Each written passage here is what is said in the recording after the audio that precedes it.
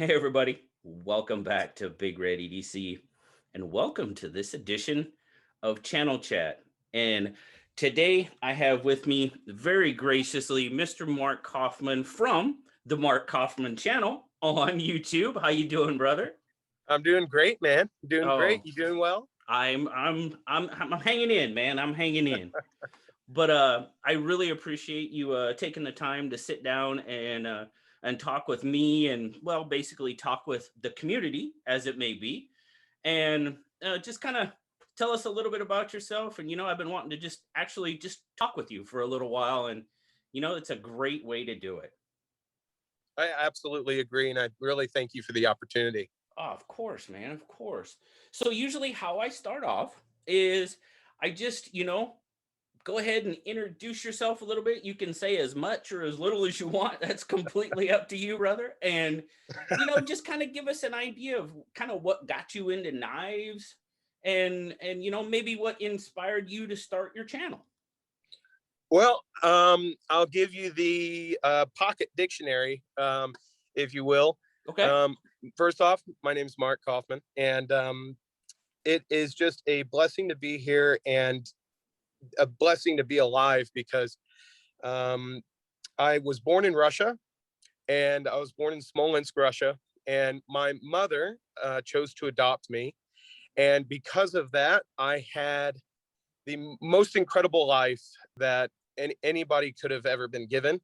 And that is just a wonderful thing. And I was blessed with a dad that took me out fishing, took me out with, not hunting, but, crossbows and stuff. And Sure. we were outside a lot. And he always told me, you should always have a knife.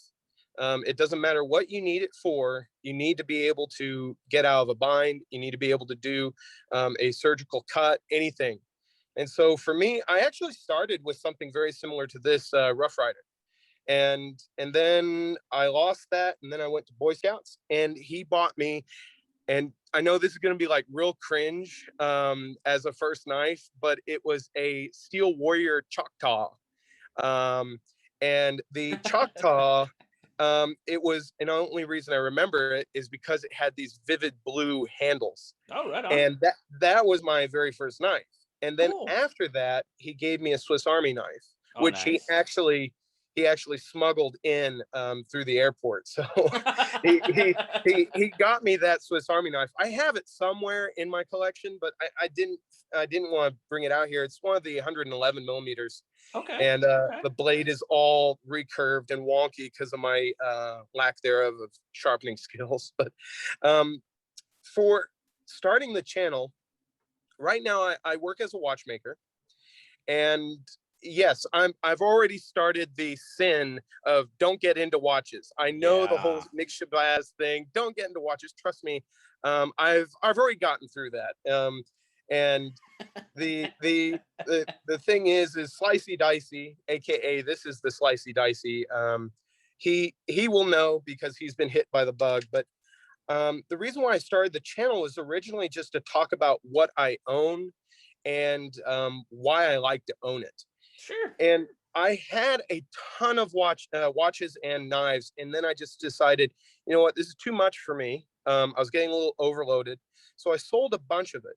But the reason why I started the channel is not only to show what I owned, but I wanted to maybe give my watchmaker mindset and put that into the videos I made. Now, sometimes that doesn't come across. Sometimes I become a babbling idiot.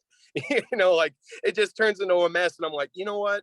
It didn't really get the point across. But I like to point out certain aspects of certain knives and maybe relate what I've learned in watchmaking to the knives that I've owned, because I think there's a lot to learn. These things are tools, and these things are tools, and Sure. they all are crafted by these. Yeah. So Yeah. we need to learn how these things properly should be made, or how they work and how they can be fixed. And that was one of the things I wanted to show on my channel also, is that I not only take knives that I like and show them off, I will take knives that I think miss the mark, and I will modify them or repair them or make them better. This is my 940, but you know, this grind here always gets wonky once you start sharpening it. Okay. So Yeah.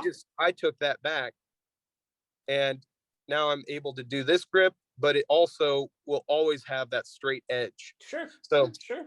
I want to also show how you can improve your knives. And I've done a few videos where I take a $10, oh, it was an $8 Harbor Freight knife, and I did a video on it. This is not it, but how to make it drop shut.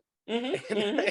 and it was like an $8 knife, but I wanted to drop like, you know, like so, you know, it was a challenge for me. And I think I did it. I mean, there's only so far you can go. Right. So Right. that's basically where I wanted to start the channel, was just showing what I own, how you can make it better, understanding the products that you own, because I think understanding what you own helps you understand yourself. That's a very good. I like that. I like that a lot. That's a good way to look at it. It's a Mm-hmm. very good way to look at it. Now, you said you started as a watchmaker. Yes. In high school, I just got a job. I repaired watches on the side, and then I got a job as an apprentice, and I've been there ever since. And of course, I want to do different things in my life, but that's where I am right now. And that trip has been an adventure, and I can say expensive as well. Well, I think there's a reason they say don't get into watches, right? There's a reason. There's a Yeah. reason. Well, that's fantastic, man. That is really cool. And you said you were born in Russia. Yes, sir. Wow. Now, how old were you when you came to the States? Just 2 years old. 2 years old? Right on. Yeah. Very cool. Yeah. Very cool. That's awesome, man. Well, I tell you what, you started talking about watches, and it looks like you've got some really nice watches sitting Oh, there yeah, on yeah. the table. But I do have to comment first, though. I know. Oh, excuse me. I know you just moved, Oh, yes, and yes, I have. you just got your setup the way you wanted, and it was really cool of Jason to send you that lighting. Oh my gosh, yeah. This thing is, oh well, there's your night show. But yeah, he sent me these lights, and I don't know if you understand, but I was pushing, each lamp I had in here was pushing about 800 lumens. And I mean, it was a ton of light I had in here. And he was like, you have to be wearing sunglasses, right? And I'm like, no, I'm not. And he said, I could see why that would get frustrating, because it's probably really hot and you probably have no control. And I'm like, oh my God, the control is horrible. Because Yeah. when I take things up to here, you see all those grid lines. And I'm just like, oh my God. So he's like, look, I sent you something. I don't think it's a big deal, but you know, I think it'll help you out. And it was these lights, and it's fantastic. And then once I finally got this flooring put in, it's exactly where I wanted it to be. Oh, it looks awesome, man. It looks Sadly, awesome. it looks like a screensaver. When you look up like wood floor screensaver with lamps, you have these beams of light in the back with like some forest in the back, and it just kind of looks cliched, but No, it looks really good, man. It's a beautiful backdrop for oh well, reviewing knives for sure. the box I built because I actually have product photography background with Seiko. And I did some product photography for them, but all my other reviews, I was just doing in my closet. I'm like, I'm so tired of all this reflectivity. But now, wherever I put this, you're going to see white because I'm in my white box. And it's Right. similar to what I use for product photography. Okay. Okay. So I built this box. Oh, I saw the video. I saw the video of you putting it together and stuff. Yeah, That was really cool. I did post it. I did post it on my Instagram. Yes, I did. So that was really interesting. But no, you've got I really like the setup, and I know, like you said, well, when we were talking about setting up, you said, "Man, I'm getting a house, and I got the youngin and everything else," and you know, but hey, I'm really glad you got it set up and got it the way you wanted it, and it's perfect. It's perfect where I want it. I just need to get a good platform to put it on top of. I'm still using my moving boxes as the table, but I'll be building whatever that works, later. man. Whatever works. Yeah. Oh yeah, when you got lemons, even if they're rotten, you use them, right? Yeah. Well, yeah. Now I tell you what, I am not a watch guy. I'll tell you Okay. that straight off. I have not. First got off, into don't watches. get into it. Right. Don't get into it. Just if you're fine with your your simple Casios like this one, just stick with that. You'll I save have a a ton of phone. money. I have a Okay. phone. That's where I'm Okay. at. I mean, I wore a watch the whole time I was in the military. Okay. I did, it was just a thing. And the minute I got out of the military, the watch came off and it's never went back on. Oh, there you go. Sometimes you So just, I'm done with that. yeah, and it was just kind of one of those, I don't know, it may be goofy or whatever, but it was just kind of Mhm. one of those. I mean, trust me, I enjoyed my time in the military, but it was just one of those kind of freeing moments. You know what I mean? Oh yeah. Oh yeah. I get it. Oh, I get it. And there's one watch. If I could get it, I would have it. But it's one of those that, and that's a Submariner. Oh yeah, yeah, yeah. Oh man, don't even get me started on those because for me, I think they're fantastic. But I'll just tell you the history on the Doxa is a little richer than a Submariner, and it's like a third of the cost. Right. So um, Jacques Cousteau actually helped develop this one, and he helped develop the Rolex Submariner. But the difference with this one is the helium escape valve on this model came out first before the deep sea dweller. Gotcha. So and or the sea dweller, not the deep sea. That's the different model. Well, But the only reason I would have the Submariner is, well, because I was one. You know yeah, what I mean? That's yeah, the it's only. that connection. Exactly. And I mean, I don't even I looked at what the price tag on was, and once I was like, yeah, maybe one day. And then you look at all your other priorities and you're like, Exactly. you know what? I Exactly. could, that Sabenza's looking real nice right now. Or I could pay my mortgage, that's Or you could pay your mortgage. Yeah. that's always an option. But Yeah. very cool. But so what other watches you got out there? Just give us a quick shot at them. And Oh I know well, there's a lot of people out there that enjoy them. this one here is the Oris Aquis Date, and this was actually my high school graduation gift. Oh, And cool. so I've had this for many years, and it's been serviced a couple times. But this thing is one of my favorite watches, and it's gone through so many iterations, but this is really the best one. And let me see here what I can do. I love it because it's got Oh blue loop, yeah. Nice. and Very cool. that there is just so cool. I love it, and the ceramic bezel is Oh, it's a it's great that looking watch. gorgeous, gorgeous. So that's what I'm wearing, and then I have another Oris, and this is actually my wedding gift from my wife. Oh, cool. And so this was the gift she gave me when we got married. And I said, you know what? I'm fine with a tungsten ring that's $20. Just get me a real nice watch. And There so you she's go. like, that's fine. And Now, then this is being a knife oh, newbie, go ahead. being a Yeah, knife yeah. newbie and not knowing anything, I noticed that both of the Oruses you've shown have the see-through backing on it. Is that Yeah. like a trademark of theirs, that's what they Oh, do? oh no. A lot of companies actually do it. And if I Okay. could, I would actually not have it Okay. because Okay. this one here this is their Seiko's newly released Seiko 5 line.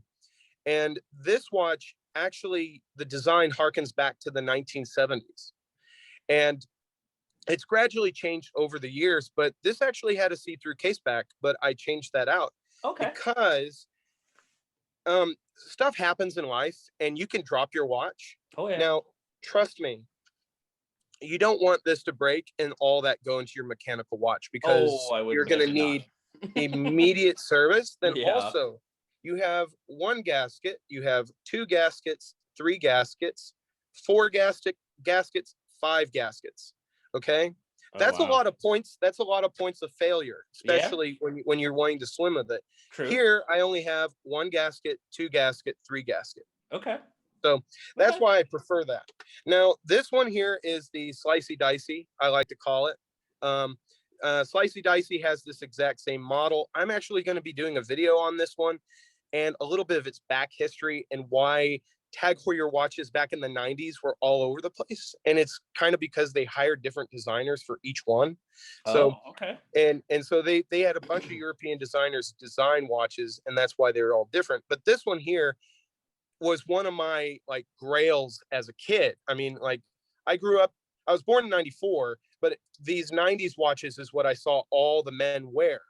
And I was like, this looks like liquid.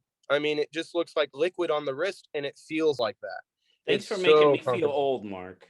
Oh, my granddad was born in 24. You know, how do you think he feels? Oh You boy. were born in 94? Yeah, 1994. You're the same age as my oldest son. Well, there you go. So, and then It's this all one is good. the Doxa 1200T, which the T is just for meters. They decided to go with the T. Okay. And this is actually a re-edition. Originally, these were released in the 1970s, and Jacques Cousteau actually helped pioneer the design. It has a no decompression bezel, which has your no decompression stops on the bezel. So you have your 60-minute counter and then your no decompression dive table here. Oh, wow. And so that is really helpful. It's also 1200 meters waterproof or water resistant, because there's no such thing as waterproofness, unless if it's a solid piece of metal. Right, right. And then you've got your helium escape valve. And this is actually a limited edition of only 1200. So Oh, there's wow. only 1200 of these out there. So that's just a few. And then the Casio I showed you is the nonstop Casio from the movie Nonstop. Liam Neeson wears that in this. Very cool. Right on. Very cool. So if it's good enough for him, it's good enough for me. Right, right. Now, I don't know if you've I have a really good friend. I don't know if you might not know him through Instagram or whatever, but his Instagram name is Bremerton Watch, and he lives right close. And he's kind of shown me a little about watches, a little bit, not a lot, but I tell you what, if you check him out on Instagram, he's got some really beautiful. He's really into watches, man.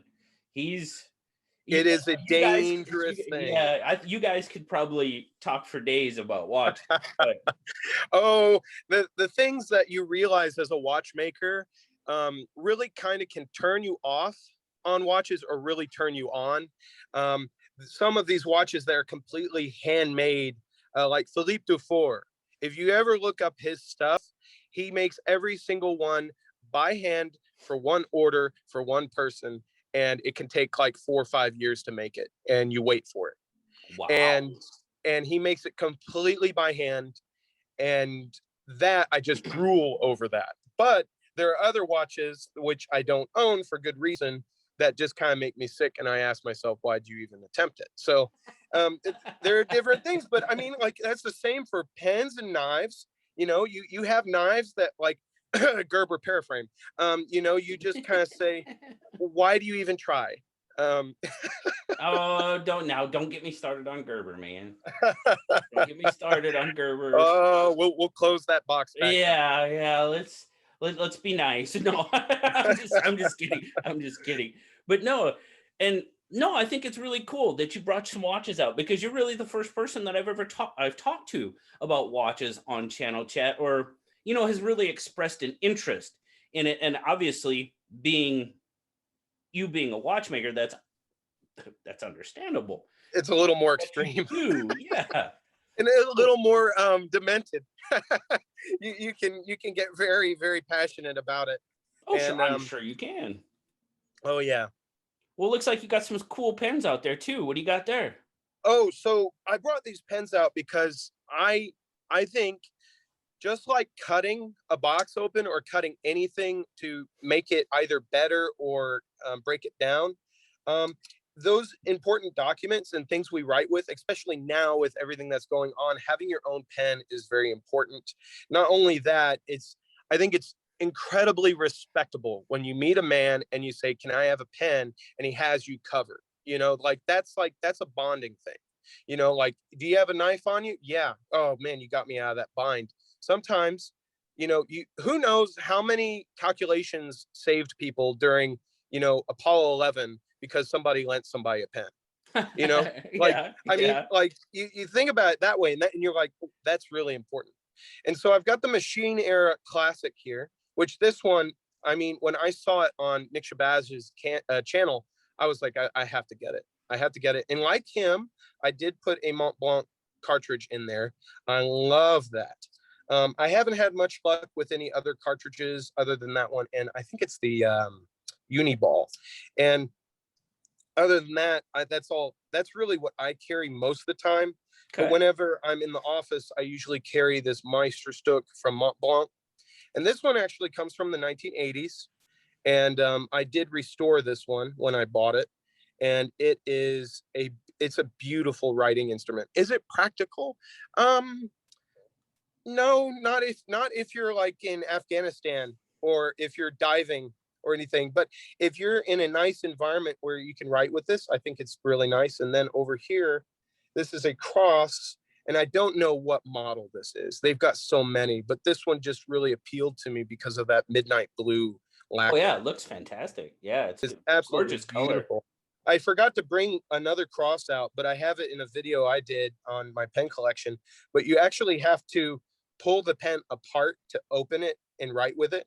And it is the funniest thing giving that to people that don't understand how to open it. And then, of course, I have the Fisher Space Pen. I think Sure. everybody should have this. Adam Savage from Tested has one. I have one, and I think everybody else should. This is something that's fantastic. Yeah. Now, do you get into fountain pens at all? I I have, especially with repairing them, Okay. and they are beautiful. When they are done right, they're simply majestic, but they're not practical for my life. I'm a little too active to even have one. I've ruined enough shirts and pants to know that it's not for me. We'll just say that. No, I'm with you. I understand that completely. I know now. I know a lot of people do get into them, and like you said, they are there is a majestic appeal about them. Yes, There really yes. is, and now there again, I'm a zebra guy, man. I like my Oh, zebra pens. You oh, know, Zebra. I've got like four of those 701s, and those things are the best to modify. and well, I've never modified. How do you modify 'em? Tell me that. Well, you first have to take it apart, Hmm. and you can modify it with either a Fisher Space Pen cartridge, Okay. which Okay. is incredible, and they're very easy videos to follow for that. And I actually took the clip off of mine because I was tired of it catching on my seatbelt. Okay. I keep it usually in my right pocket next to my knife, and it that little clip, I'm tired of bending it back, so I got rid of that. And then there's 701s have different models, and each one of those have different parts in them. And one of those actually has full metal parts. So I took the full metal parts out of that and made a full metal construction 701. Now, I don't know if you can see the screen or not, but Oh, I actually just got a 701. there you go. Just picked another one up. There you go. There you go. And that's the great thing is they're incredibly cheap. That's for me because being in my work like you, well, you loan it to someone, Oh, and they never give it back. right? That kind of have, hey man, I won't like make you that said. mistake. I won't make that mistake with my knives. Trust me. Well, no, that's for sure. I almost did the other day. We were down working on the wharf, and there was a sailor that, I was like, man, you don't have a knife on you. You're a sailor. Come on, man. But yeah, I know, Oh man, that's painful. I know. That when you're in the military, you just say scrub the deck with this toothbrush, and it's a kid's toothbrush. It's a kid's toothbrush because you didn't have that tool on you. I, You know? and I almost walked off with it, without grabbing it from him. I was like, oh, wait a minute, boy. Oh I want man. my knife back. Give me my knife back. Oh man. Aren't you glad you went back? Yes, yes, I am. So Mm. now let's talk about knives for a little bit. Oh yeah, definitely. It's about time. Um, where where do you where's your current interest? Where do they lie as far as knives are concerned? Oh, like what do I look like? Not look like. What do I look for in a knife at this Yeah, time? yeah. And what do Oh, are you more of the EDC? Are you more of the heavier duty work knife? Is it a combination of the two? so right now, I have been hugely so one of the reasons why I sold all my collection mostly, I mean, I had almost 250 knives, and that was in my private collection. And I was like, I don't even carry all these.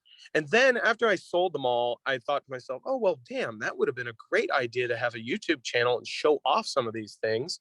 So, and like I had the Rex 45 paramilitary 2 in copper from Okay. Blade HQ. Yeah.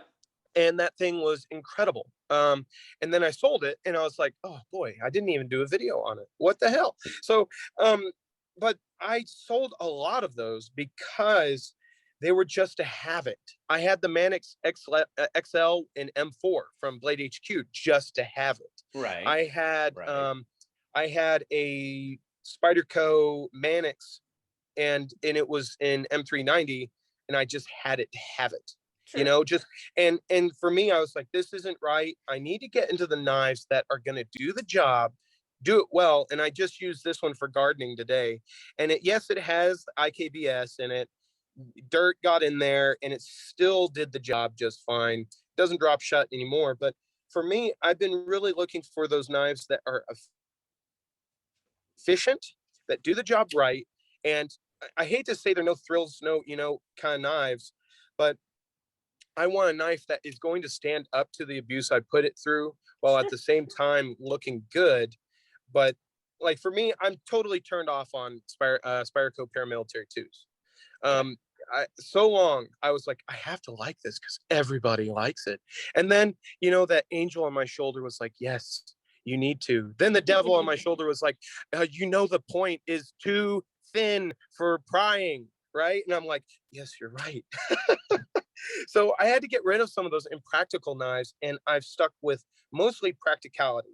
This one was actually a gift from Jason, and this one has actually proven incredibly useful because of the shape of this blade and the size. Mm-hmm. So that's where I'm going with most of my collection, which is about 30 knives at this point. Right on. Very good. Yeah, the Malia is a very utilitarian little knife. Oh yeah. It's just kind of fun too. Oh, You know? it's fun. And in my review, I just said, you know what? I know it's a great knife right now, but there's enough room back there for a flipper tab, isn't there? And I'm just like, a flipper, front flipper, and then thumb stud. You got all three, Yeah. And I was just like, I was debating on this, but I was thinking about taking this apart, making a cast molding, and then putting JB Weld in there, and then forming my own flipper tab to test my theory to see if it would actually work. And then I just thought that would ruin the knife, though. But it is the extent I would be willing to go to get a little more usability out of the knife. Well, now you say you like to modify knives and make them more suitable to your to my use, but also I get knives and I'm thinking to myself, you kind of missed the mark. One of them, I think it's Fox. I think it's the Fox Core, and that knife has been on my radar ever since it came out. And I'm thinking to myself, it looks Vox's design, but it looks like he gave like 70% of his effort into it. And I hate to say that because every designer, they sit down and they think about these things. Sure, the gusset looks like a paraframe, but it's really not. And Ken Onion actually made this to look like gusset support beams. right. And for me, I think that's so cool and so unique, but also because of that, it's made it lighter. And he went with a much thinner handle, so now it's more usable. You get natural grip out of those cutouts, and I didn't want to modify it. But with that Fox Core, I'm like, I want to cut the blade out, or I want to make more room. Like this Rough Rider, I had high hopes because I actually bought this for gardening and for cutting open boxes, because at work lately we've been getting more people in the office and they don't really like this, I yeah. So I'm like, I'll get this. It's got 3 blades. I can sharpen them all up. But I got it, and like the grinds, I know it's like a $15 knife, but the grinds were wonky and there was no sharpening choil. So I added sharpening choils. Mm-hmm. Mm-hmm. I had to add those. And sometimes I just get a knife and I'm just like, look, I can make this better. And that's more the watchmaking side of me. Like I can make this thing better. I can improve on the design that has already been made. And that's the main reason why I do it. Right on. Right on. Very cool. What's that? I know you've shown the one above the CRKT. Which one is that again? Oh, this one here? Yeah. What? Oh, this one here is At the first I Viper thought. Knives Storm. Okay. And this Okay. is the Rick Hinderer design. Okay. And this thing, when I found out this existed, I was like, I have to have it because I have, Rick Hinderer designed knives, but nothing that gets so close to his actual knives. And I was like, this thing, I mean, holy cow, this thing is nice. It's beefy, very beefy. Mm-hmm. I mean, if you looked at this blade, you'd be like, you cannot slice with that.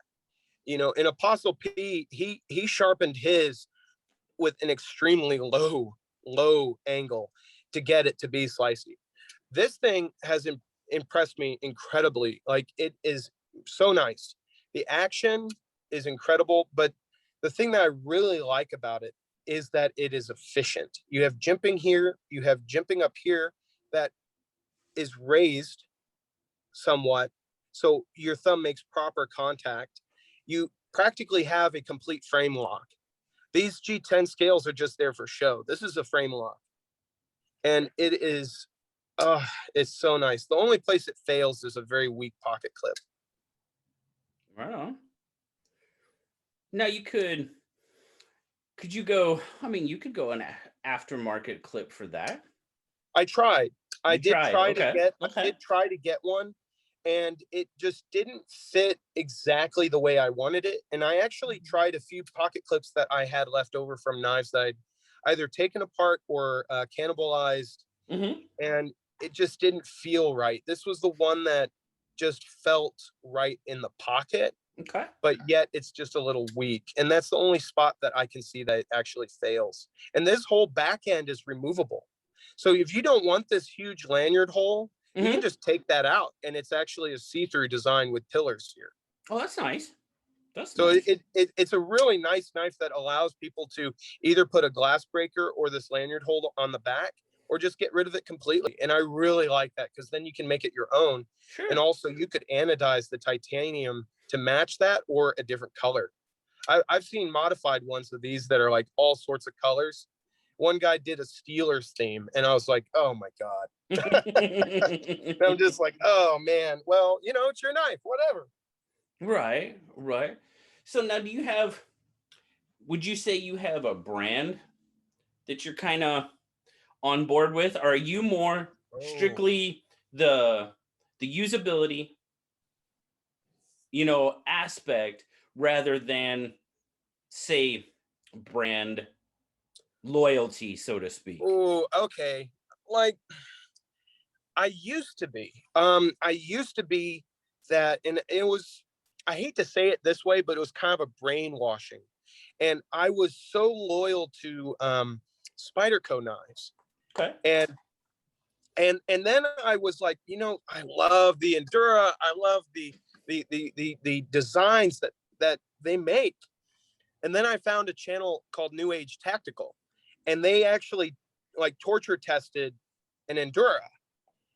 And I saw that thing fail so quickly in their testing, and I'm like, oh my gosh, wow, that's like almost $100 knife. And it was very unfortunate that failed like that. Yeah, very much so. And for me, I was just like, okay, maybe there's something here. So I bought a few others, and then I was like, okay, the construction here, it's not as good as it could be. The fit and finish is a little bit on the failing side as of late, which for me, every single one I've gotten, the screws have to be Loctited prior to use. And it's just like, that's a little inconvenient. So I don't have a Spyderco. I have a Bird, but I don't have a Spyderco anymore. So that was the brand I used to be loyal to. But as of late, if I had to be loyal to a brand, it would be Benchmade. Now, and that's primarily just because I can get parts for this knife even if I don't own it. Like if I just called them up and said, I have this knife, I need the clip and stuff, they'll send it to me. Right. And I think that is very cool. And then also the just the quality of what you're getting is substantially good. Right on. Yeah, I was really surprised. I'll be perfectly honest with you, and not, but I usually don't carry knives, heavier duty knives. I'm usually more of the lighter weight EDC. Yeah. That's just what I carry. But I'm telling you what, this mini Adamas, I am I'm in love with this thing. Oh, I've been so curious about that knife because I had the large one that had the assisted opening, Okay. and that thing was, man, that thing was a hoss. I mean, I couldn't I couldn't carry that in my right mind. I had to sell it within a month of owning it. It was just didn't make sense to me. But oh man, I've been so curious about that crew wear though. It's this is kind of my first exploring into crew wear, and I have yet to put my own edge on it. I'm just using it factory edge. Factory edge was fine. Mm-hmm. Absolutely nothing wrong with it. So I'm interested to see how I do with it, and it's kind of and to be perfectly honest with you, it's kind of a expanse for me because I've never really gotten into the, crew wear M4, the heavy, Right. the heavier duty steels. It's just not. I've owned this for a year and I've yet to sharpen it. Yeah. And I mean, the M4 on this is crazy. So it'll be interesting, but just the overall feel and the, and our tastes evolve, they change, Mm-hmm. they do. I mean, I can honestly say mine have, over time, and I don't know what it is about that knife, but I'm really, really liking it a lot. It's kind of like that meal that you're like, that just looks real bad. And you just changed up a few things, but I'm willing to try it. And then you actually like it. And then you think to yourself, why? Why do I like this? I shouldn't really like it, Like I've been so curious about it because I can't remember if they've made it thinner or not. I know they've made it smaller, obviously, but the width of the handle on the original was like stupid thick. Oh, gosh, I don't remember right off the top of my head. Mm-hmm. I would have to look it up. Yeah. It's just, and there again, just the overall width of the knife that plays Mm-hmm. into it as well. But it just feels so good in hand. Mm-hmm.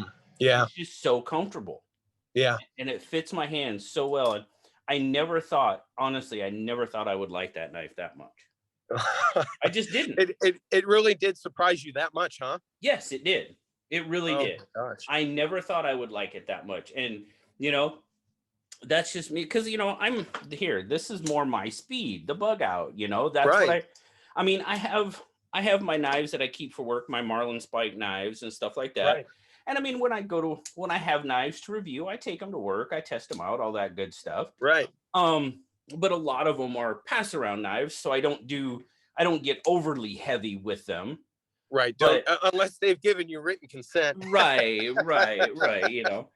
So there's other people that have to look at it too, and they don't want to get it all beat up for me. But anyway, it's something that I just never thought I would enjoy that knife as much as I am. Oh man, I'm really glad to hear that because it's been a knife I've been really curious about. And the thing is I just can't find one. There's a few places where I can buy Benchmade knives, and I'm not talking about online, like brick and mortar. I can go in there and just pick them up and test them out, and I haven't found that one yet. Right. And it's just like, oh man, I want to just see how it feels. And I've been so curious about the coating. because they did like this gray coating on it, and I'm like, I love the black coating because this is yet to like peel off or come off or change color. And I know that they did like I think it's like a powdered Cerakote or something like that on that. I believe these are tungsten coated. Oh, okay. I'm pretty sure. I don't want to talk out of turn here, but I'm pretty sure they are tungsten coated. And it's not an overly textured coating. Mm-hmm. There's a little bit of texturing to it, not a lot. But I haven't got overly serious with it yet, but I have a feeling it's going to hold up pretty well. I'm curious. Yeah. I'm very curious to see how well that holds up. Yeah. Very curious. What you got there? This is my third Oh So Sweet. Like, there you go. This thing, I originally hated it. The pocket clip's god awful. And I think the only other knife Kershaw has with it is the Zing. Okay. And it's horrible. But this thing is so like this is an early Ken Onion design. Right. And it just feels like it feels right. It just feels so good. And then after hearing about Ken Onion's story on the Knife Junkie podcast, on how he came to make and invent the speed safe mechanism, I'm like, I have so much more respect for him, because it wasn't only him trying to make a buck, he was trying to survive, and he wanted to add to the community. And he had knife makers that supported him, but other brands didn't. It was only Kershaw that actually took the design and said, well, you know what, we're going to run with that. We're going to do it. He actually originally went with Benchmade on it, and they laughed in his face and said, you're too young. This is a dumb idea. Nobody's going to take it. And I have so much respect for this mechanism now, especially now that I'm doing more work outside with gloves. Having a speed safe versus a manual knife can really make the job much easier. Now, I will say that is true. You know, a lot of people don't like assisted knives. But what you just said, when you have gloves, you know, and when you're working, it does help. It makes the difference. It does. It can in a lot of applications. For me, you know, personally, I've actually been fairly happy to have an assisted knife more than on one occasion. So exactly. And that's why, you know, it doesn't really bother me, assisted, unassisted. I'm not, you know, I don't get too wound up. Oh man, there are passionate haters on it. Oh yeah. Yeah. Oh yeah. And I've had conversations with people on it, and I'm like, okay, let's step back for a little bit and calm down. It's only a mechanism. You know, but you know, some people are very, very passionate about what opens their knives. Oh, sure. Be it gravity or a spring, you know, they people get very passionate with it. And then of course you meet the old fart, and he's like, well, this worked in 1910. It works now. Right. It still works. Why fix something that's not broken? Right. You know, so but that's one of the things I love about knife collecting is you get to see all these different things. And oh my gosh, like Andrew Demko, what he is making in these different locking mechanisms. I mean, oh man, I think that is so great. I think that is really a cool thing. And it just gets me even more excited about these knives that are out there. And of course, the knives that I can't afford. Well, yeah, there's always those. Yeah. But no, and that's you're absolutely right. It's just really interesting to see, you know, what people can come up with. And like you said, Demko and his locks, that's one that's really, it really stands out. Oh yeah. And it's so unique. Like I would never have thought of even like putting a lock like he has created on a knife, let alone just thinking, well, you know what, these locks work fine. But he's like, no, I'm just going to start over and make a new lock. You know, and it's just like so much respect for that, man. Like, All right. seriously. Very cool. Very cool. Now, I know you said you got the Swiss Army knife there. I really, really love Swiss Army knives. I haven't gotten too deep into them, but the ones I have, Oh I yeah. absolutely adore.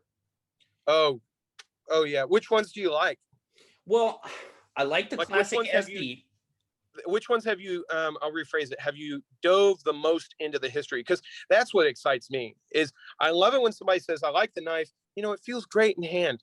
But if somebody dives in it for the historical and use reasons, I love that even more. Well, the classic SD is probably the one that strikes me the most, just because it's small. You can pretty much take it anywhere, Uh-huh. and I think the scissors, Victorinox's scissors, Oh are some of yeah. the best tools out there. This has gotten me out of so many binds. Like Exactly. like this here, you wouldn't think about it, but oh my gosh. I wish they would just make scissors. Like, I don't think they make like a Victorinox set of scissors. I don't I, think they do. not that I And know of. and if they did, I would be first on the bandwagon to be buying, because they're just so well done. And and they do things that you wouldn't do with scissors, but because it's on a knife, you're like, heck yeah, I'll try that. I'll definitely try that. And then for the little bit larger one, I really like the Pioneer X frame with the scissors, of course. Oh, the Pioneer X. Oh, I didn't even bring that one out, but I've got that one back in my case. That one is heavy though. It can, yeah, can be. It's heavy. Like, for what it is, it's heavy. Yeah, yeah. But I don't know. It's just that's the frame. Well, there again, I think it goes back to the scissors. It's not. It's still. It, like you said, it's got the weight to it, but it's still a small enough frame that it's easily carried. But I just go back to those scissors almost every time. Mm-hmm. And the first one I got, I actually won in a giveaway. Oh, that's And it cool. was then it was That is like so cool. it was like blue distressed A-locks. And Oh, I was it like a custom thing where they took like tools from another knife and put it on another one? what he did, it was 875 FPS on Instagram. That's who did it. Okay. Okay. And he took it apart and he pretty much bead blasts and stone washes everything Oh man, and that's then so cool. puts it back together. And then he distressed that A-locks, give it kind of that distressed look. And Oh I'm man. bummed it's downstairs. I don't have it up here, but Oh, that is so cool. it looks really awesome. And that was my first experience with the Pioneer X. And I think, well, obviously, just I love that knife, that specific knife. Mm-hmm.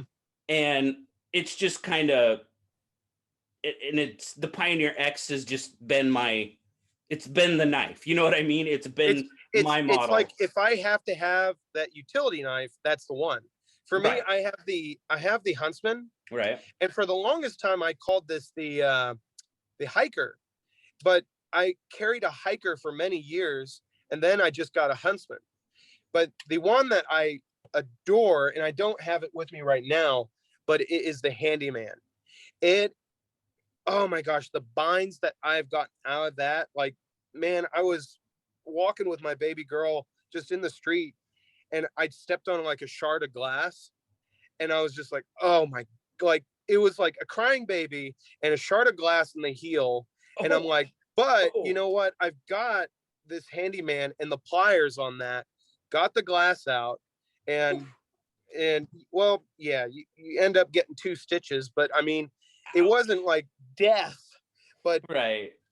it saves you. I mean, like, these things are tools for doctors, for people, for military personnel. They are tools to get you out of binds, and I love that.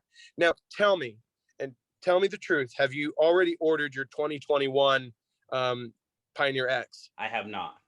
Oh, I have okay. not. Okay. I love that they finally done orange, because it will go great with my Doxa. There you go. I think it will just go great. And if you ever want to see great like knife and watch combos, go look up Combo Master on Instagram. His stuff, he has like every color, A-locks, tons of watches, tons of Zippos, and I think to myself, man, where do you put all this stuff? Like, you've got so many combinations, but that's why he's the combination master, I guess. Right, But right. oh my gosh, And that's the one thing about Alox is it looks good in just about any color. any color. The one that I love is that purple, like that purple cranberry. Oh yeah. That one there, Mace Windu, all the way. JT's knife life will agree with me. Mace There you Windu, go. if he had a Swiss Army knife, Yeah. it's that one. You know, Yeah. the party's over. You know, the party's over. It's And done. one I didn't get, but I really like the way it looked is what was it? The champagne. Oh, I actually, okay. Give me 1 second. Let me see here.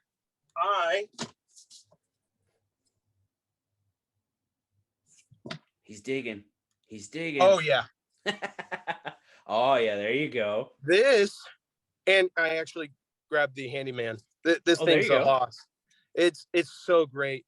But this was my wife and I, when we went on our honeymoon, we had said we budgeted some money for the thing we would buy on the honeymoon. Like Sure. it's that thing that you say, this is what I got on my honeymoon. This is my And thing. Yeah, and this is my thing. Right on. I got this because this is the year we had our honeymoon. Oh, cool. And this is so beautiful. It The is. thing It's really is, gorgeous. they changed the wording on all the manuals because there is a legal infringement on the word champagne.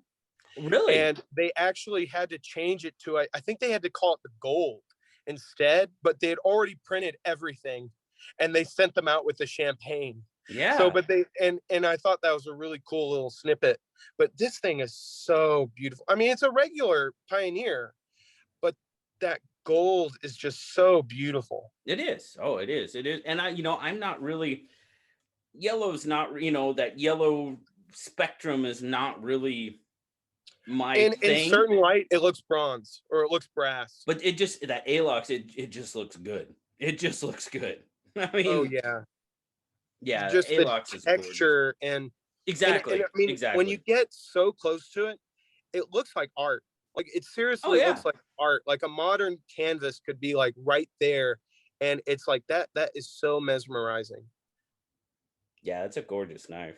If you're able to, definitely pick one up. They're so beautiful and unique, and I've seen people sell lots on eBay of every single year, and people get crazy with those prices. Oh, it don't surprise me.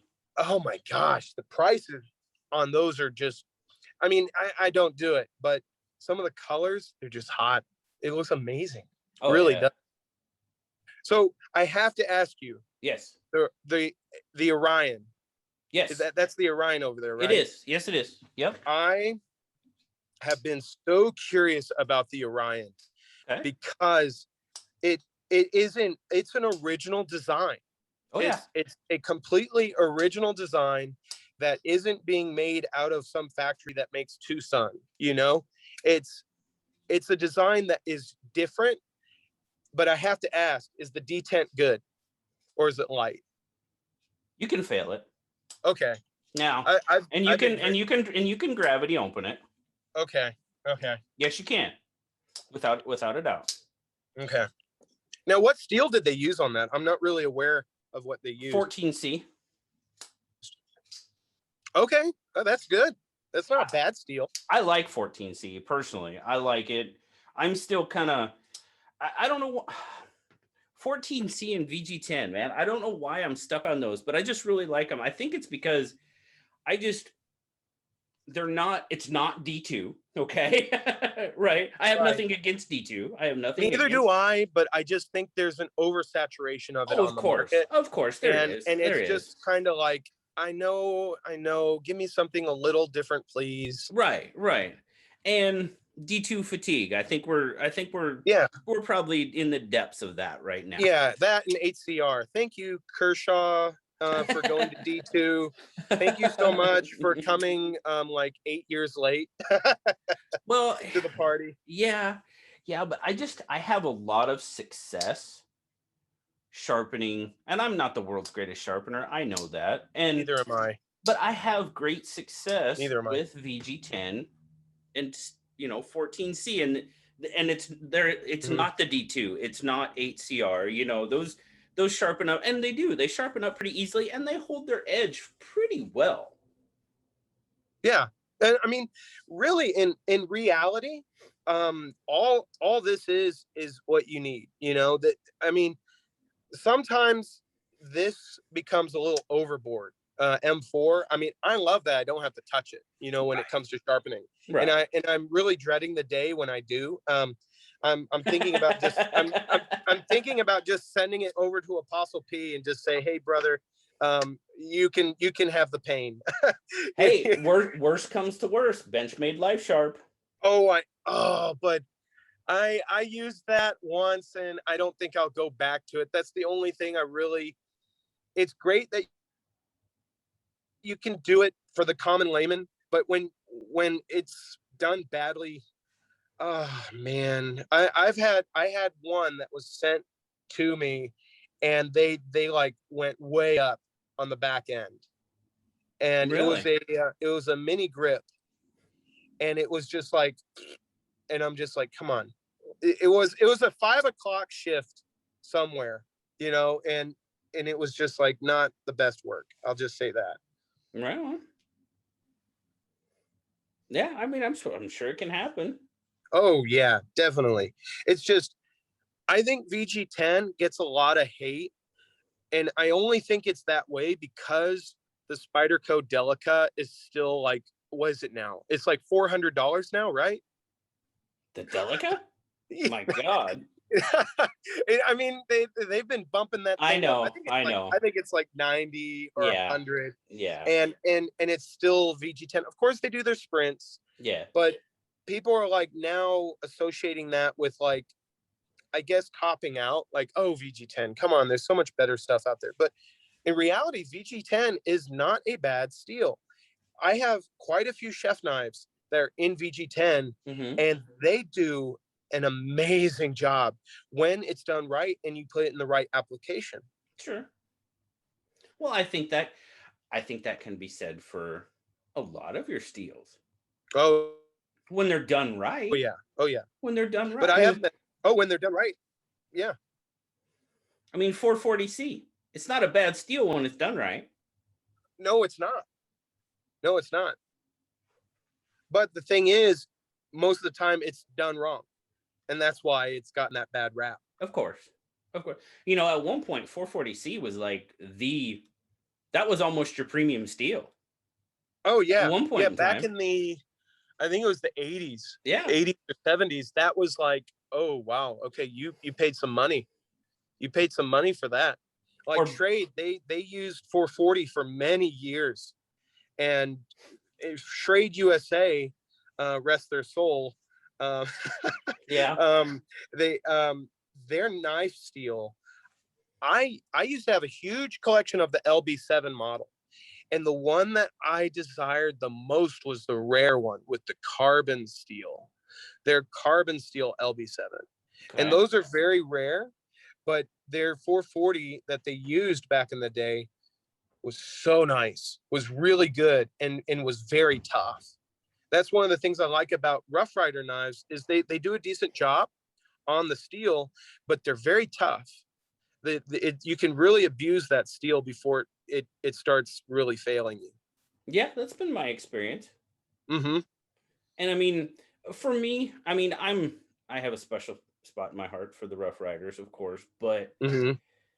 it's a they're a great way for people that may want to get into the, traditional. I think traditional knives are making a bit of a resurgence. And to me, Yeah, I, they're I in a think renaissance.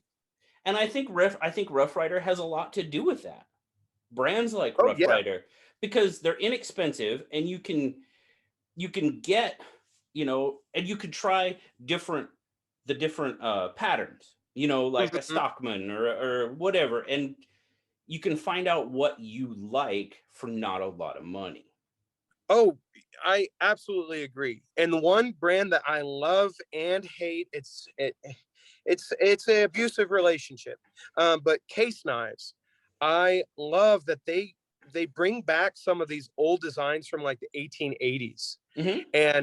And you're like, you would never find that in either usable condition or affordable condition. And then they reintroduce it. And then Rough Rider will do the same. And sometimes those knives were just really, really good. I really love it. And sometimes when you find those older knives that represent a knife in history, you can have that attachment. I've met a lot of people that still have their great-great-grandfather's pocket knife. Sure. Or their grandfather's pocket knife. I actually have 3 generations of pocket knives. I have my grandfather's, my father's, and then mine. And to be able to even have that is pretty incredible. Oh, that's awesome. Yeah, without a doubt. If you have that, to have that connection, of course. Mm-hmm. You know, Mm-hmm. that's fantastic that you're able to do that and have that, you know, that collection available to you. That's pretty cool.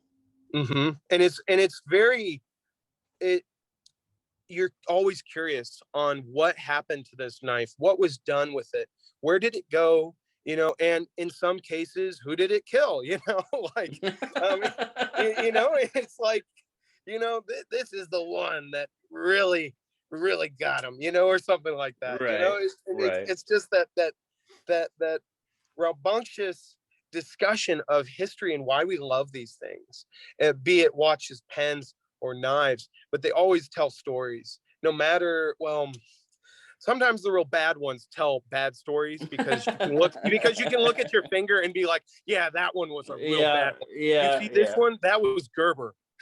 Yeah. But actually, in all truth, this scar actually was from the Ontario Shikra. Really?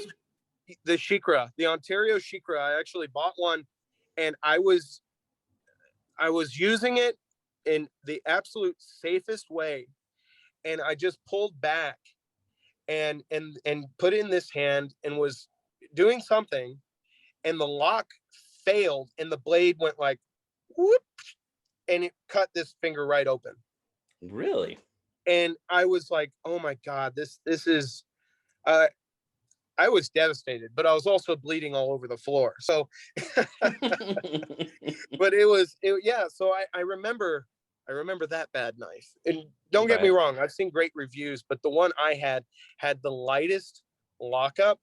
The frame lock was so light. After I actually examined it after the accident, I was like, it doesn't take much to fail that, actually. So I ended up sending that back to them, and I just wrote a complaint, but nothing really came of it. So Now, see, I've had 2 of them. I've had 2 come through, and both of them were pretty good. And I actually really, I don't know, it's really hard to explain the appeal of it, but I kind of like the knife. the knife is cool, but it is also the same as a Boker knife. It's made in the same factory. Oh, yeah.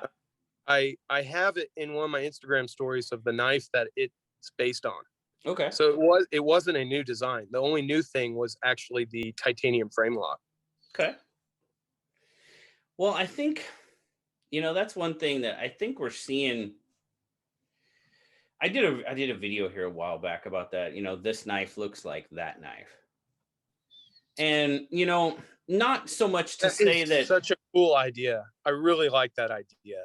and I wasn't saying as much as, you know, as far as like copying designs, that's not where I was going with it.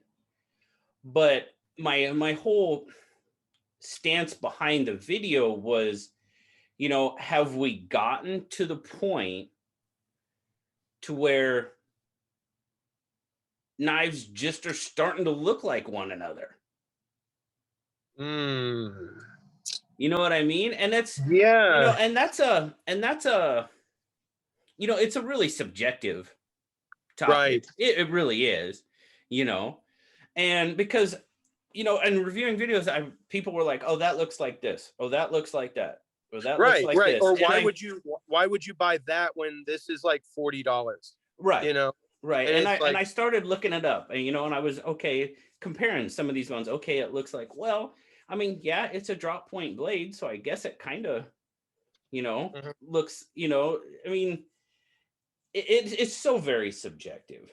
Oh yeah. And it's one of those things. But now we've seen, trust me, there's knives out there that you can pretty much tell, oh yeah, that was inspired by something. Oh yeah. Yeah, and sometimes you sit there and you're like, what? Like, I would love to see the legal case. um I really sometimes, and you saying that comes to this idea of all, and I'm sorry, I'm a little tired of it, but this is a modified sheepfoot Tanto reverse blade.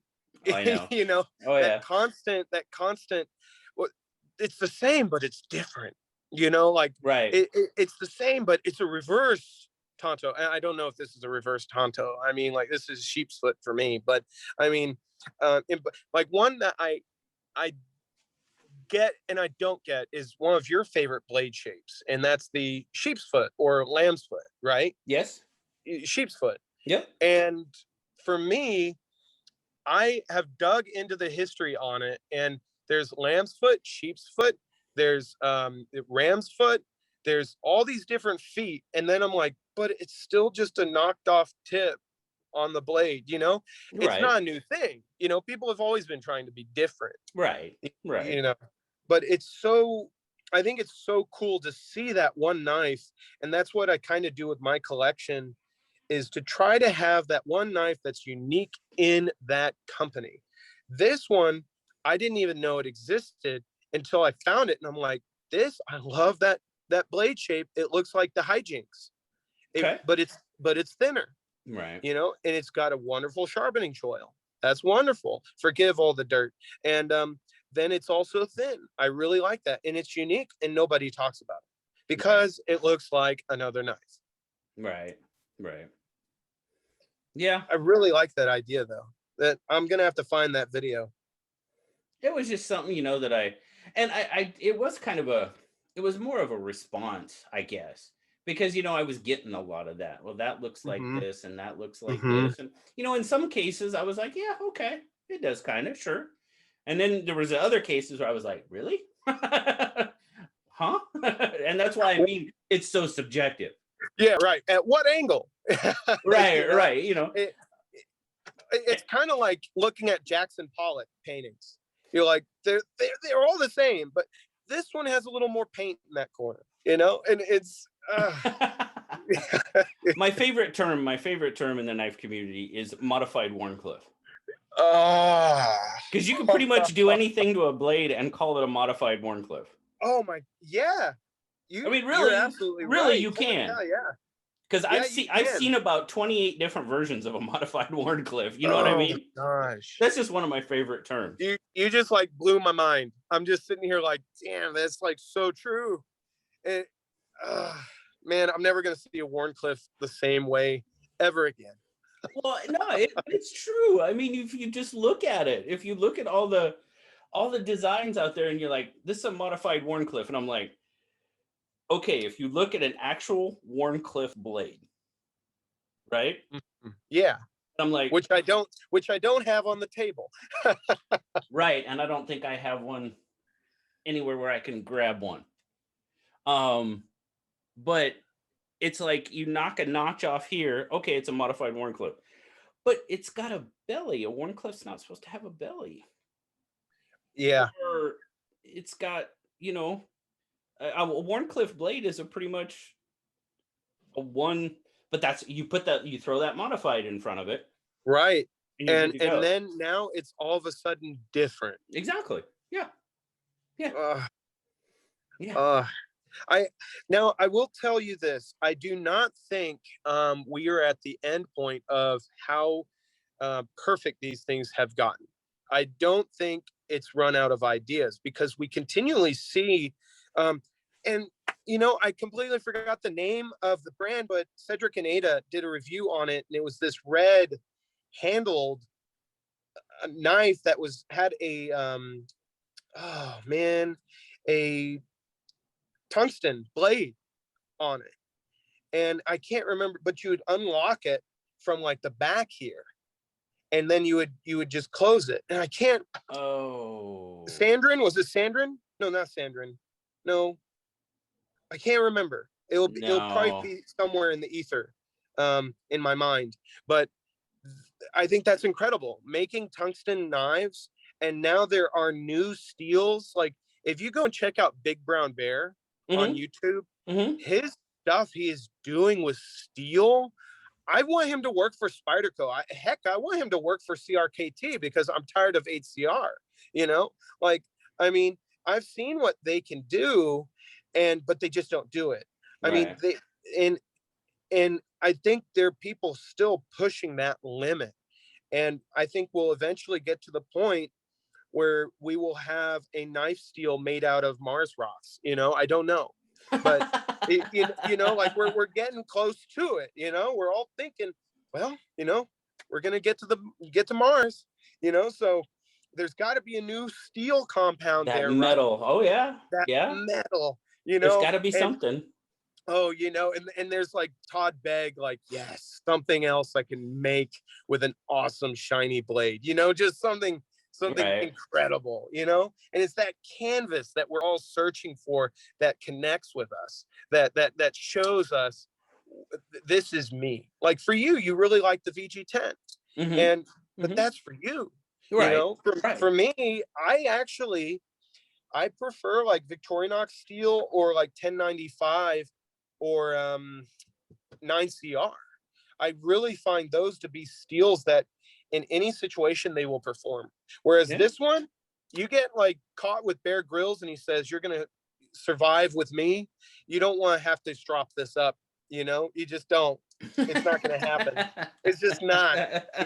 you know, like he's gonna pull out his Gerber Gator, and he's gonna be like, "This is why I chose this."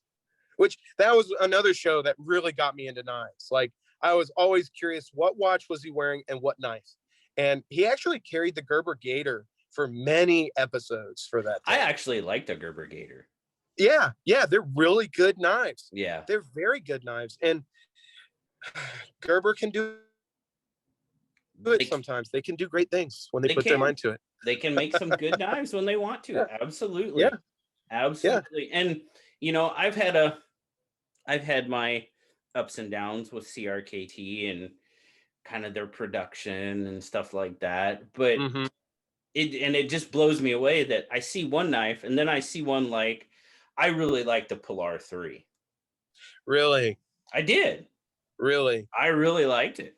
Oh man, I had a little bit of an applause with my review because I didn't connect with it at all.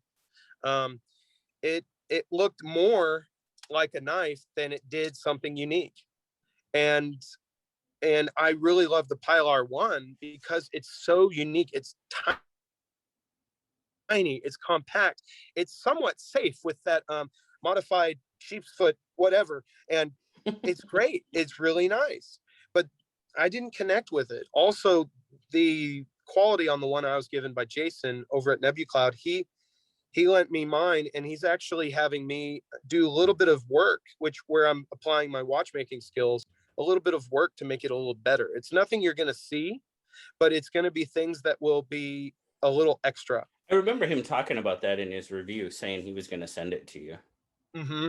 I've yet to do it. I mean, one of the things is children, and Oh yeah. Yeah. and it's a little tough, but I'm glad that you really connected with it.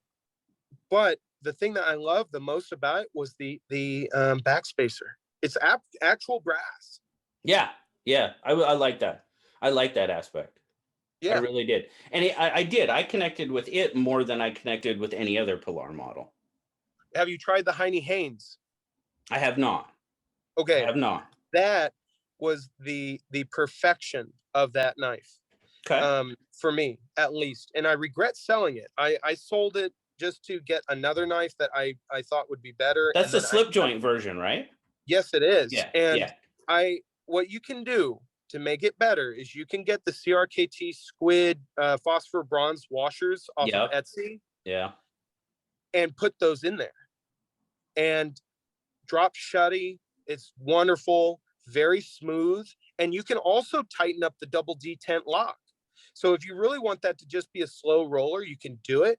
and it's so much more fidgety than the original, I feel.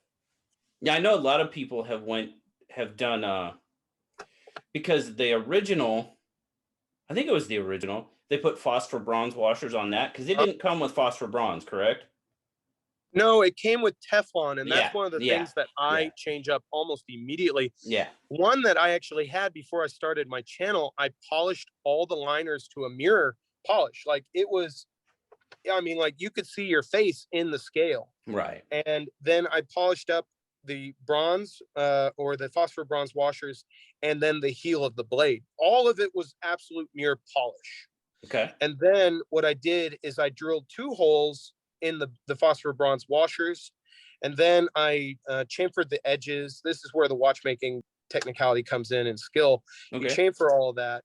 Then what you can do is you can put oil in the pockets of those 2 holes, and the Sure. oil stays there. Sure. And oh my gosh, like it was scary how nice it was. And then I sold it. And I'm like, man, that would have been a great video. But it it I hate Teflon. Like I really do. Yeah. Yeah. No, I'm not It, a it's not a it's big fan. bad. It's bad. And the thing that I don't really get is one knife that does action great is the Ontario Rat.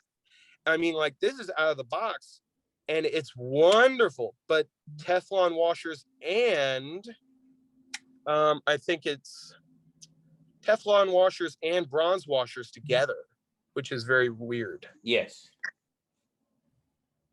It's a little weird that they do both, but I think it's more of a compression safety I believe you're for correct. I think so too. for for at least tightening. Right. I think that's one of the things they did that for. Right. And in that case, I think it's a sin to be forgiven. But other than that, it will be in the inner circles of Dante's Inferno.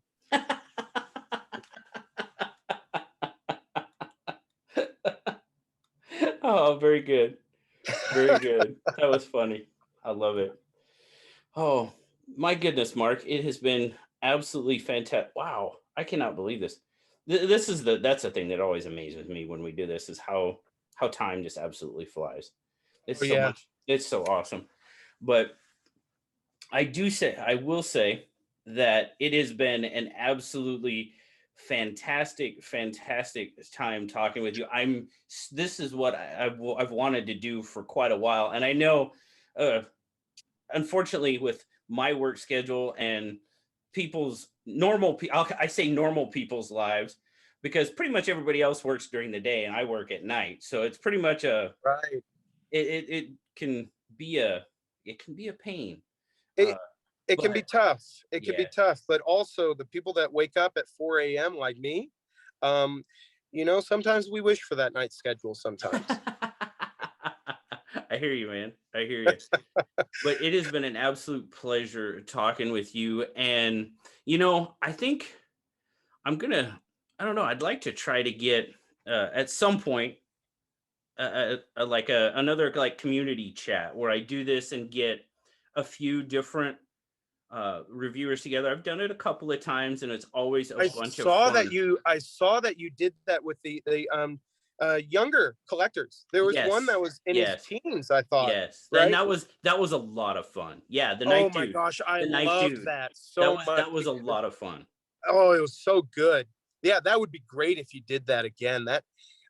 I thought their views on knives and them being so young and discussing all the aspects of it was, I mean, I think that's fantastic. Yeah, it was really a lot of fun and I'm really glad I did that. And like I said, I'd like to do it again and get, you know, some more channels together like yourself and I like I said just um Alex, I just did one with him 814 EDC and just have a round table type discussion on Oh, that'd be so knives and great. stuff. So, You should definitely get the shredder on here oh because yeah. he Yeah. would just love he would just love to tell you, yeah, this one failed.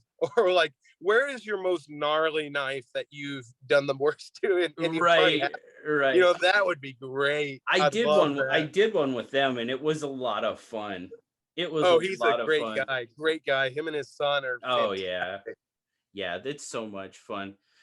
But well, I tell you what, brother, I think I'm gonna call it here. But I tell you what, Yep. thank you so very much for taking this time out of your night and away from your family for and doing this for me. I greatly appreciate it. Hey, you're so welcome. And again, I really appreciate the your just ability to let us share these moments and talk about knives and other things and just Yeah. talk about why we like it and just get an escape, No, you know, because I really appreciate you bringing out the watches and the pens and stuff like that because it's really the first time anybody's talked about it. hey, there's always a first time. And really, for me, I just want people to be able to see that not only, I mean, there are guys that love knives, but there are guys that don't openly talk about their love for watches. Of course, And they of just course. do. They're just, I mean, like Nick Shabazz shuns you away from it. I mean, so he tells you don't get into it. Just don't do it. But guys, you have got to check out Mark Coffman on YouTube. You are also MSC underscore the underscore knife underscore collector, correct? On Instagram? Yes. Yeah. Yes. And yeah. And I think that has a 494 at the end of it, I think. But It could be. I think I am going to be working on getting rid of the underscores. It's just they don't really allow you to change your name after a certain period of time. And so I am going to be getting rid of those underscores. But that is me. And I also have my watch Instagram, which is Mark Coffman 494. So Oh, dude, that, please shoot me that one on Instagram because unfortunately oh, I don't think I'm following. Excellent, excellent. Thank you so much, buddy, and once again, and I hope you have a fantastic weekend. But what were you gonna say? you're so welcome. And thank you so much for having me. And just remember, you have something coming in the mail for me. So I'm working on it still. But Oh, just remember, you oh. have something coming. Well, And thank. it's something I think you may not expect. I'll Okay. just leave it at that. Well, thank you very much. I greatly appreciate Well, it that. was great talking to you. Okay. Yes, sir. It was great talking to you. You have a wonderful rest of your weekend. You as well. All You as well. righty. Thank you, sir. Bye bye. Have a blessed one. Bye bye.